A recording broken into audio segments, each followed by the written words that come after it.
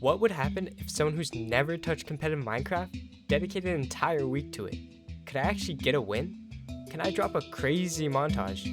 And is Minecraft even that competitive at all? Well, there's only one way to find out. Okay, so the first thing I had to do before I started was determine a baseline for my skill. So I tracked my progress across 3 categories: my highest final kill game, total beds destroyed, and my longest win streak. By the end of the week, I wanted all 3 to change. Now honestly, going into my first match, I felt confident, to say the least. I mean, I'd watched hours of Technoblade dominate win streaks, I knew the layout of maps, this is the map to play on, and I could PvP pretty well in survival. But that confidence only grew after getting my first kill from the get-go. I died. I just comboed him. So that had to mean something, right? So yeah, not quite, because after that, things started de-escalating pretty fast. I quickly realized that people were a lot quicker than me, and defending the bed was way harder than I imagined, bringing every fight to end in almost the exact same way, which meant I needed to make every block count if I wanted to get anywhere, but that was easier said than done. So I did what every beginner does. I'm Mr. Cat or Misty, and today you're going to learn how to impress all 2 of your friends. And apparently the most used method to bridge was something called ninja bridging, or more commonly known as speed bridging. I mean, it looks simple, just crouch, place blocks, and yeah, no. That was way harder than it looked. So instead, I backtracked and decided to try to master the basics. I mean, who can go wrong with the foundation? The go-to simple. And after hours of failing and falling into the void many times, oh, I died. Over time, I learned to keep my cursor at a 45-degree angle and time each block placement. It wasn't as fancy as I had intended it to be, but it worked. But bridging wasn't an immediate problem anymore. Now, I had a couple more things to worry about. Like, I didn't completely understand the shop at this point, and the upgrades still kinda confused me. But more importantly, in actual fights, everything fell apart. The only thing I was good at was knocking people off bridges with fireballs, which, to be fair, was pretty satisfying.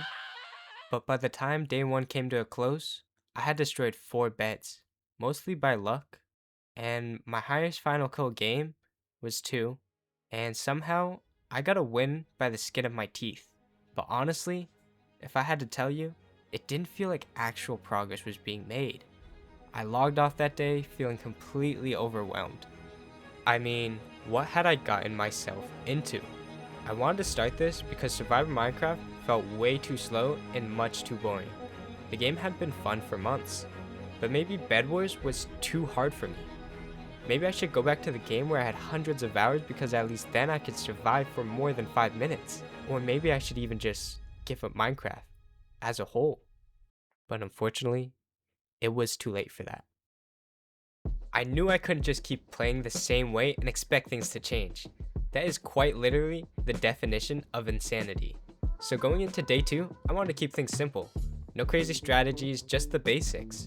I focused on bridging as consistently as possible, trying to make it feel like second nature instead of something I had to manually think about every single time.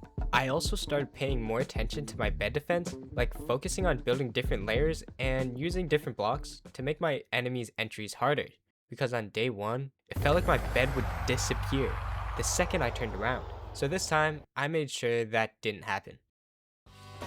Here's the start.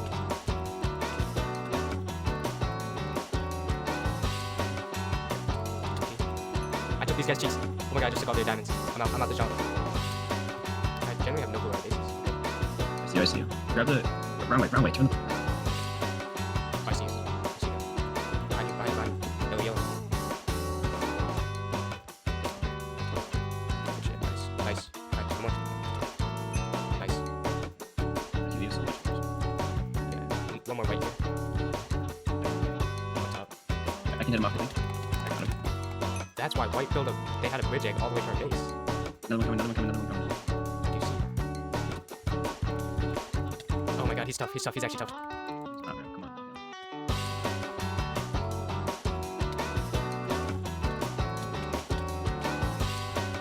I put in work on. I saw that shit, but you got like 5 hits off. Yeah, good enough. One more, one more.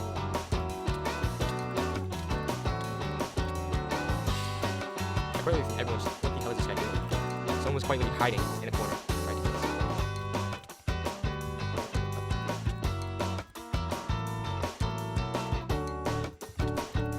Good one, buddy. Double team.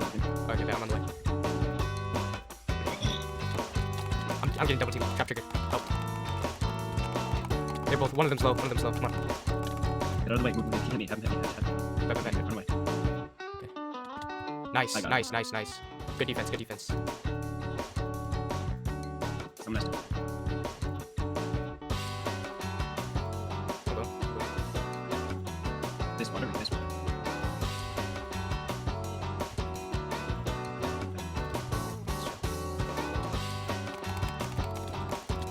I'm getting on top of base. He's trash though. I keep. I don't know. Why can't I hit him? I hit this guy like 6 times. Why can't I? This guy was lag maxing. I still killed him though, but he was lag maxing. There's 2 different teams here right now. Holy shit. Yeah, there's so many people. It's in our face. Oh my god, I can't do anything! Oh my god, bro.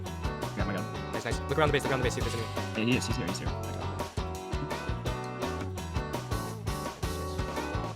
Nice. That's free. Okay. See, that was the whole strat. Lure them onto the bridge. Now, hey, I wasn't hitting any clips yet or making any montages, but we were definitely improving. So day 2 wasn't flashy by any means, but it was definitely a necessity. Now, day 3 was where things started to really ramp up and get kicked into high gear. I was feeling more fearless than ever, like I was ready to take on any team.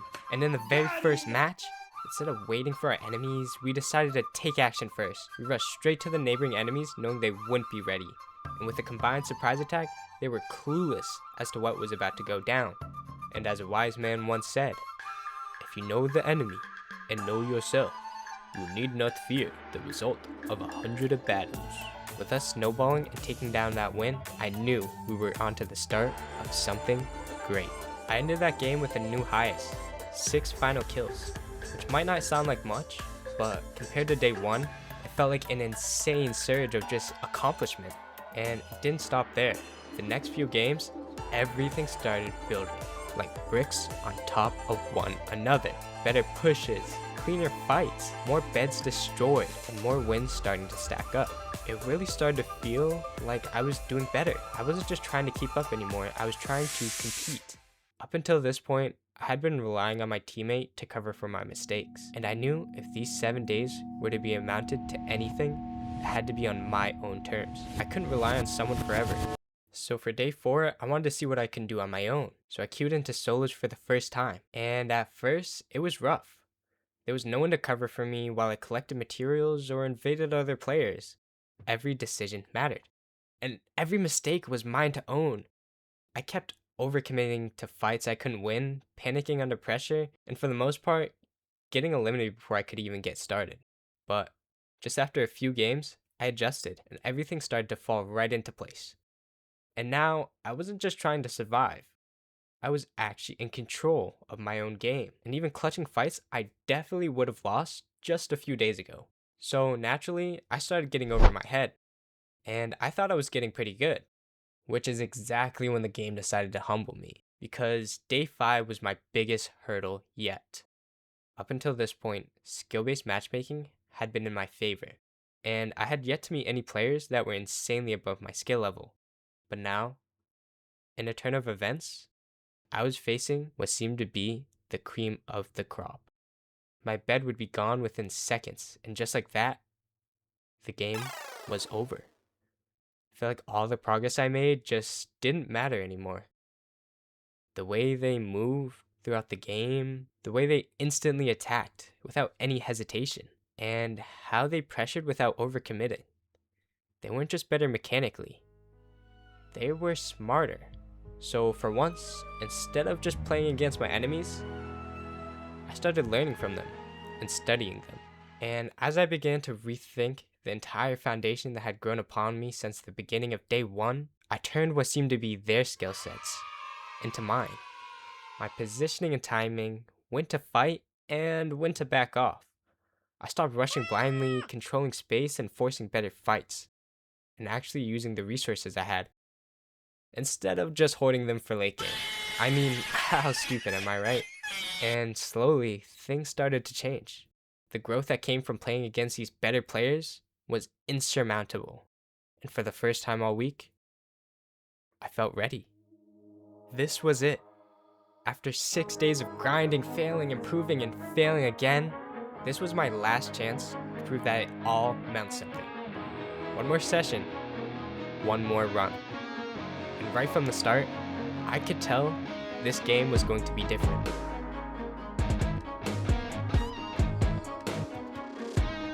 Look at us go. We're about to get a second win here. I can just feel it.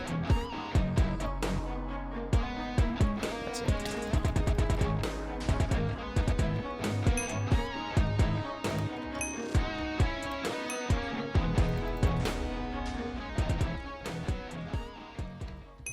And before I even realized it, it was just me and one last player. After everything, it all came down to this moment. Oh, I do see him.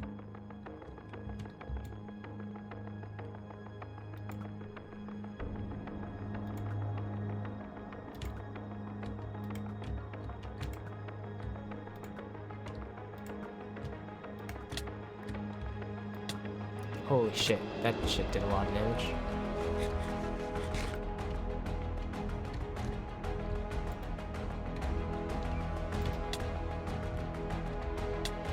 Okay, bro, chill.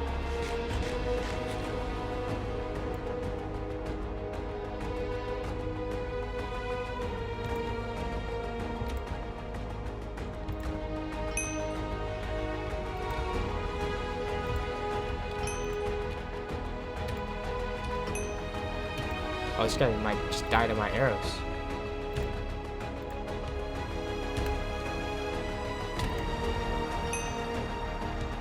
.9 HP. I think it's time.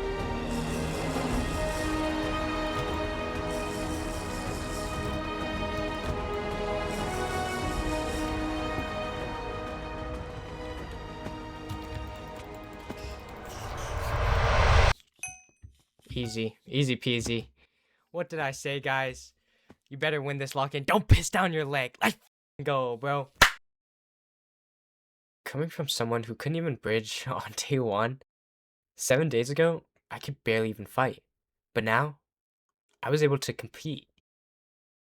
And by the end of things, I learned that maybe it wasn't just Minecraft that needed to change. Maybe ultimately, it was just me that needed to. Hey y'all, it's post-production Postman Ed here, and I just wanted to let you guys know that I put a lot of time and effort into this video, and if you guys enjoy this type of content where I'm going out and learning new things and facing obstacles or even doing challenges, go ahead and subscribe, and it'd really mean the world to me if you did. If not, that's okay. Do your thing. And always, that's all folks. Have a good one. Goodbye.